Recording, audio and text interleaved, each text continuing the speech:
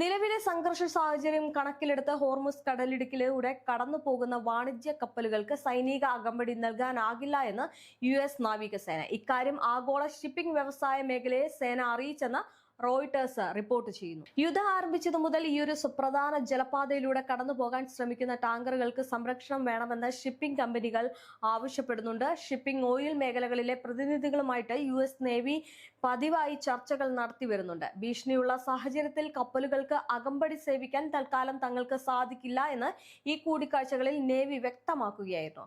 ആക്രമണ സാധ്യത കുറഞ്ഞാൽ മാത്രമേ അകമ്പടി സാധ്യമാകൂ എന്നാണ് നാവികസേനയുടെ നിലപാടെന്നാണ് റിപ്പോർട്ടുകൾ സൂചിപ്പിക്കുന്നത്. നിലവിൽ സംഘർഷം കുറയ്ക്കുന്നതുമായി ബന്ധപ്പെട്ട് ചർച്ചകളൊന്നും നടക്കുന്നില്ല.